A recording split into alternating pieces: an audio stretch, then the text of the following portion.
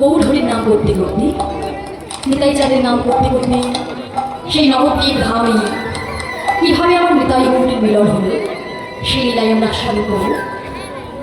গৌরাঙ্গ মহাপ্রভু আমাদের মতো জীবিত দর্শন দর্শন করে ওই নদিয়ায় নবদ্বীপের মাটিতে অবতীর্ণ হলেন সচিগর্ভ সিংহ মাঝি, এবং অবতীর্ণ হওয়ার পরে তিনি বাল্যলীলা সম্পূর্ণ করলেন। বাল্যলীলা সম্পূর্ণ করার পরে বিদ্যাভাসী বিজয় পণ্ডিত হলেন। এরপর মহাপ্রভু পিতা জগন্নাথ মিশ্রের দেহোত্তর হওয়ার পরে, মারা যাওয়ার পরে মহাপ্রভু নিজ হাতে সেই গয়াধামে গিয়ে পিতার উদ্দেশ্যে বিষ্ণুর পাদ পদ্মে পিণ্ড নিবেদন করে কলিজীবের শ্রেষ্ঠ সম্পদ সুধা মাখা হরিনাম এই জীবগণকে বিলায় দেবেন বলে আবার পুনরায় ফিরে এলেন, এবং শ্রীবাস আমিনার মাঝে মহাপ্রভু ভক্তগণ সঙ্গে লই হরিনামে বিভোর হয়ে থাকে। রাজা মহাপ্রভু ভক্তগণ সঙ্গে লই হরিনাম করছে, কিন্তু নাম গাইতে গাইতে মহাপ্রভু শ্রীবাসকে ডেকে ডেকে বললেন, শ্রীবাস, ও শ্রীবাস।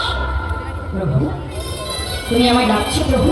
শ্রীবাস, আচ্ছা, আমি প্রত্যেক দিনের মতো আজও তোমার ঘরে হরিনাম করছি ঠিকই, কিন্তু জানো শ্রীবাস, আমার না চোখের সামনে বাড়ি বাড়ি ব্রজের স্মৃতিগুলো ভেসে আসছে, ব্রজের কথাগুলো মনে পড়ছে।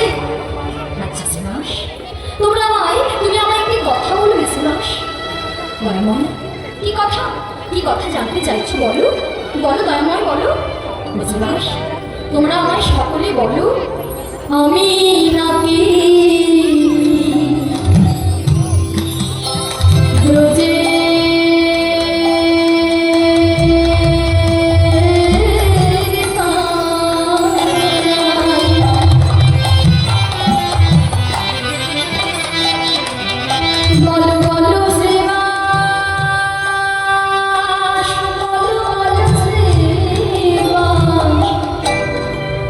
কোথায়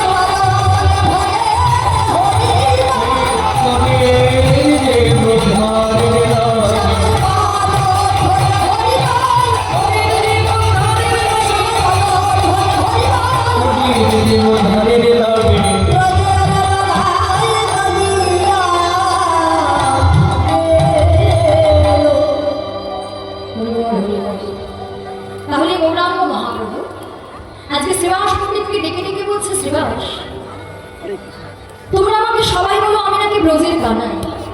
আচ্ছা, আমরা ব্রজে যারা যারা ছিলাম আমি তোমাদের সকলকে দেখতে পাচ্ছি, কিন্তু আমার দাদা বলাই কোথায়? আমি তো দাদাকে ছাড়া বাঁচবো না। দাদা কোথায়? দাদার প্রেমে পাগল হয়ে বসে আছে। এদিকে আমরা সকলে দেখব কৃষ্ণের দাদা বলরাম সে কোথায় কিভাবে এলেন। শাস্ত্র বলছে, রাম দেশ রাম এক চক্রা গ্রাম হারাই পণ্ডিতগণ, শুভ মাঘ মাস শুক্লা ত্রয়োদশী জনম লীলা হরিধন। অর্থাৎ শুভ মাঘ মাস শুক্লা ত্রয়োদশী, অর্থাৎ এই যে মাঘ মাসে গেল যে ভীম একাদশী, ভূম একাদশী তারপরের দিন হচ্ছে দ্বাদশী, তাই না? দ্বাদশীর পরের দিনই হলো নিত্যানন্দ ত্রয়োদশী।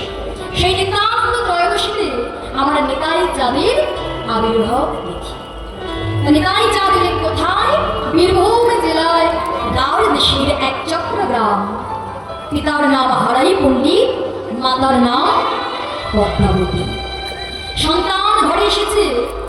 সন্তান যদি ঘরে আসে মা বাবা জানি কত আনন্দ হয়। তাই যে সন্তান এলো সেই সন্তানের নাম রাখলেন কুবের। কুবের নাম রেখেছে। ধীরে ধীরে সন্তান যখন বড় হয়ে উঠতে থাকে, কিন্তু সন্তানের ভাব গতি হয় অন্যরকম। আর পাঁচটা ছেলের মতো নয় গো। কেননা দেখবে যার যার ঘরে সন্তান আছে, ছেলে হোক বা মেয়ে হোক, ধীরে ধীরে যখন বেড়ে উঠতে থাকে, ছেলে হলে ছেলেদের খেলা করে, মেয়ে হলে পুতুল নিয়ে খেলা করে, তাই না? এতে ছোট্ট ছেলে যখন বড় হতে থাকে সেও খেলা করে, কিন্তু আমাদের সাধারণ ঘরে যে আর পাঁচটা ছেলে যা খেলা করে সেই খেলা করে না। কোনোদিন বনে গিয়ে খেলে রামলীলা, আর কোনোদিন খেলে কৃষ্ণলীলা। আচ্ছা মা, আমাদের সবার ঘরে তো সন্তান আছে, তাই না? আচ্ছা, আমাদের সন্তানরা কি খেলা করে গো?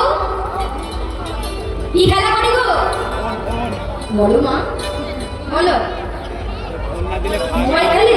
অন্য খেলে না? অন্য কিছু? আর কি করবে বলো মা? মোবাইল ছাড়া এখনকার বাচ্চারা কিছুই জানে না। সেটা কি তাদের দোষ? কি গো বলো, তাদের দোষ? কাদের দোষ? আমাদের দোষ। ছোট থেকে যখন বাচ্চা বড় হয় দেখবে এখনকার বাচ্চারা যদি খেতে না চায়, আমরা মা বাবারা কি করি? একেবারে একদম চোখের সামনে ফোনটা তুলে ধরি। একটা বাচ্চা যখন ধীরে ধীরে বড় হতে থাকে, আমরা যদি তাকে না দেখাই, শেষ তো দেখবে কি? অভ্যাসটা তৈরি হয় কি করে? দিনের পর দিন সে যখন দেখতে থাকে, ওটাতে আসক্ত হয়ে যায়, তখন অভ্যাসে পরিণত হয়, তাই না?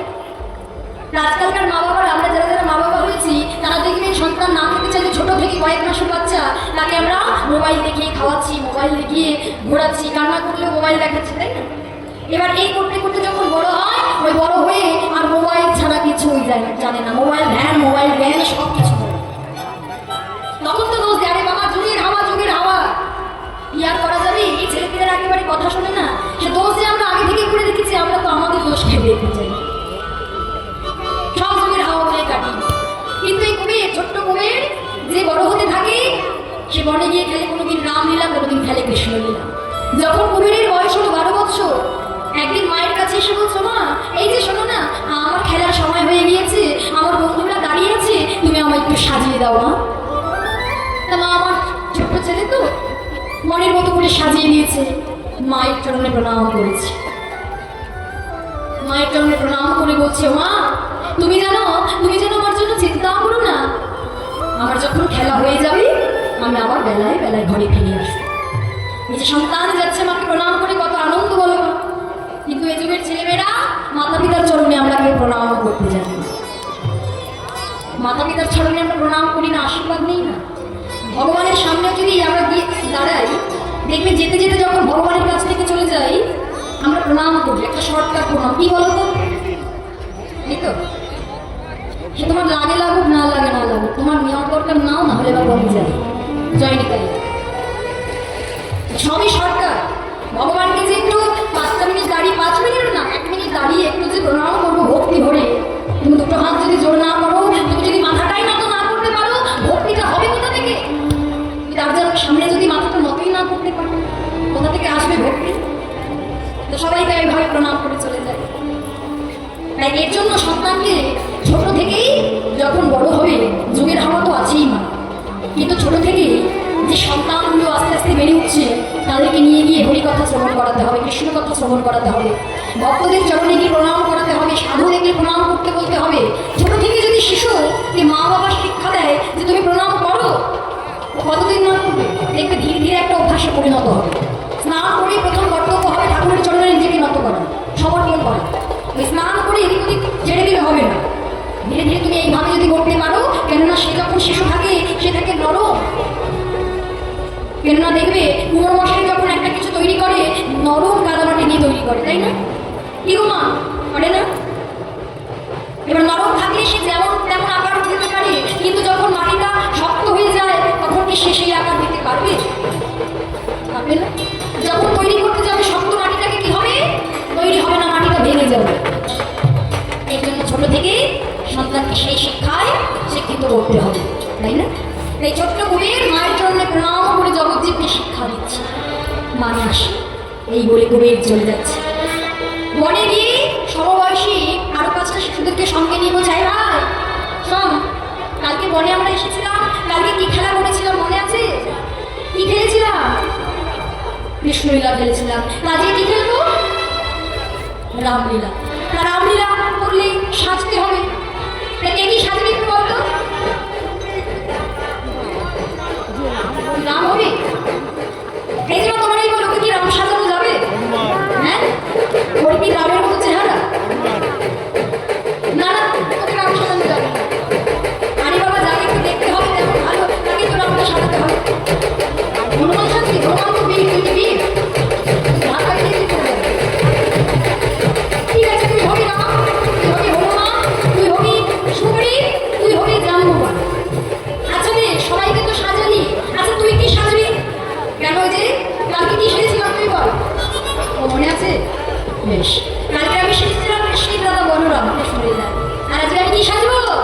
আমি লক্ষণে সাজিব, লক্ষণে সাজিব, সাজিব লক্ষণে সাজিব, ওই হনুমানকে যাবো লক্ষণে সাজিব, ওই হনুমানকে যাবো লক্ষণে সাজিব, ওই হনুমানকে যাবো লক্ষণে সাজিব, ওই হনুমানকে যাবো লক্ষণে সাজিব। হরিবল হরিবল। আজকে সকলকে সাজিয়ে রাম গুণগান গাইছে। রাম সীতাপতি সুন্দর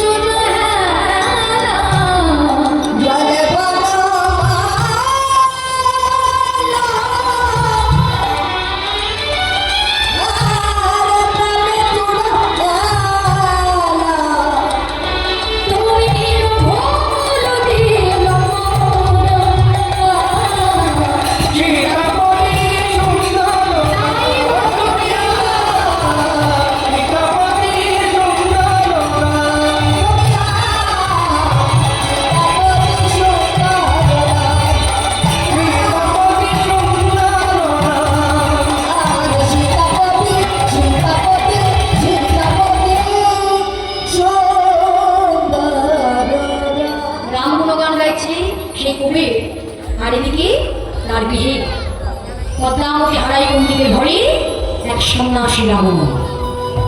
পণ্ডিত, পণ্ডিত কে কে? হারাই পণ্ডিত বাহিরে এসে লিখলে তার বিয়ে এক সন্ন্যাসী ঠাকুর। ঠাকুর, আমায় ডাকছো ঠাকুর? হ্যাঁ পণ্ডিত। পণ্ডিত, আজ আমি তোমার বিয়ে মধ্যাহ্নে প্রসাদ পাবো।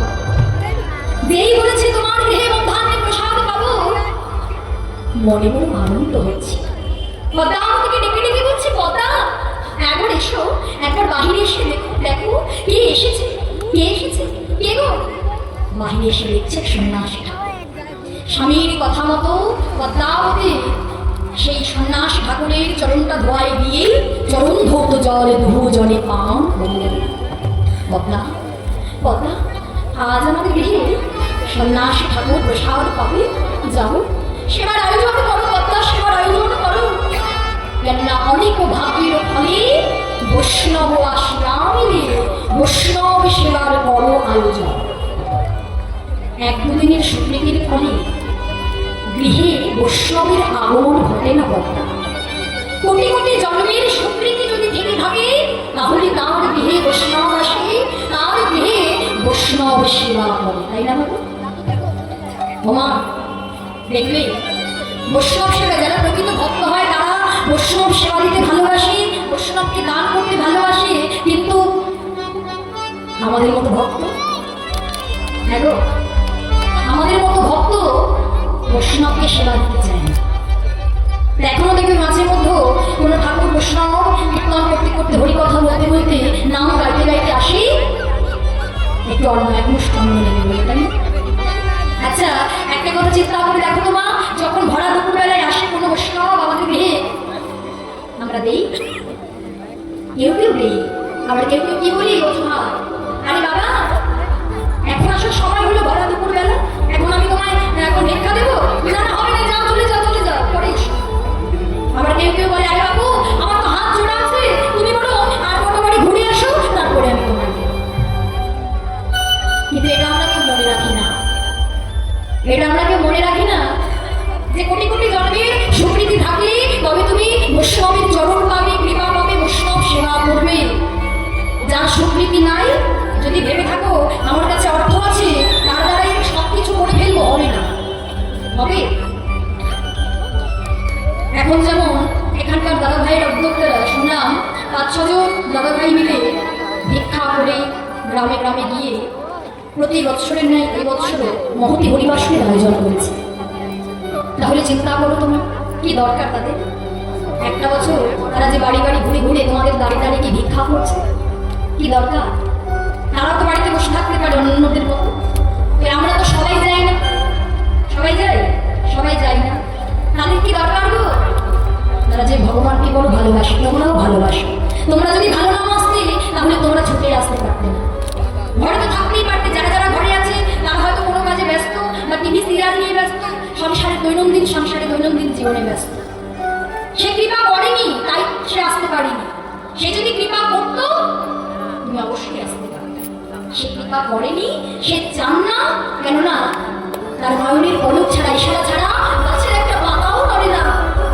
সেখানে আমরা সবাই কিছু করছি বা করাচ্ছি, এটা তো আমাদের মূর্খ ধারণা, মূর্খ ভাবনা।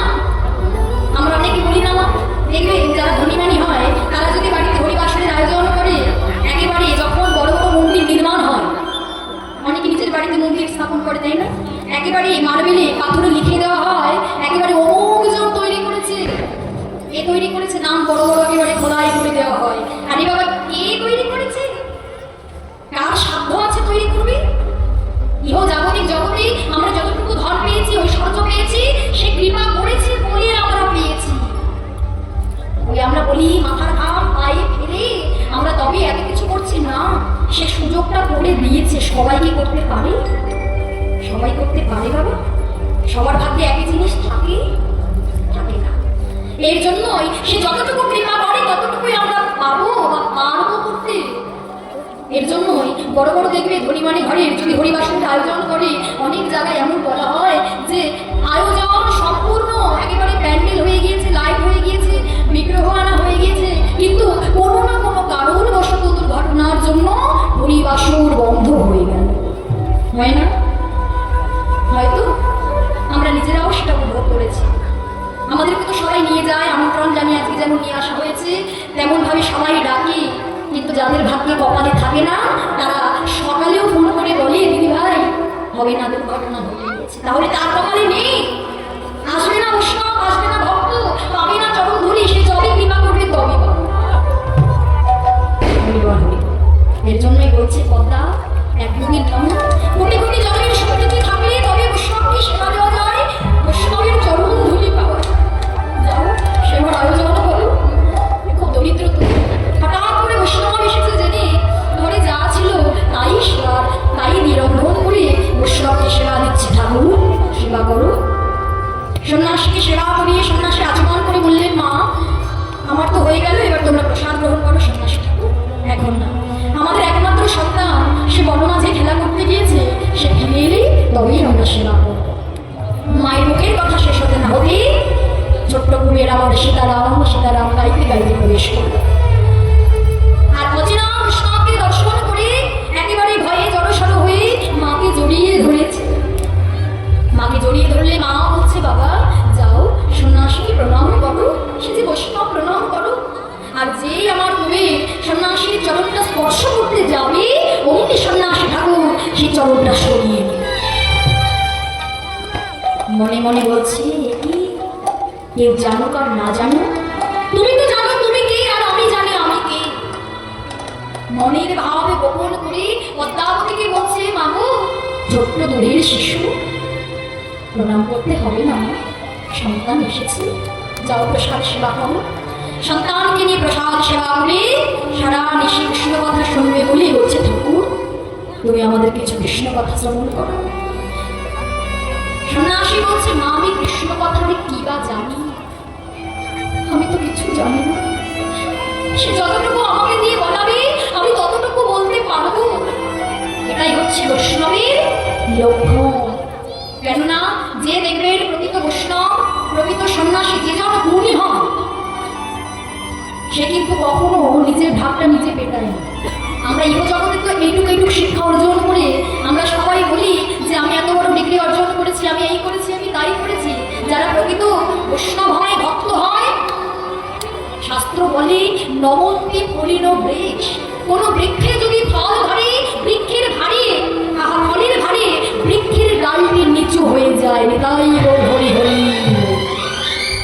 তাই তো মা কোন বৃক্ষে যদি ফল ধরে ফলের ভারে দেখবেন ডালটা নিচু হয়ে যায় না। যদি আম গাছে ফল ধরে বা জাম গাছ কাঁঠাল গাছে আলাদা ফল ধরে ফলের ভারে দেখবেন গাছের ডালটা নিচু হয়ে যায়। তেমন ভাবে যে জন হবে প্রকৃত বৈষ্ণব, যে জন হবে প্রকৃত গুণী, সে কখনো অহংকারী হবে না, সে হবে কোমল স্বভাবের বিনয়ী স্বভাবে। বিনয়ী যদি না হতে পারো ভগবানের কৃপা তো তুমি পাবে না, তাই না? যদি হতে চাও উঁচু তবে আগে হবে নিচু।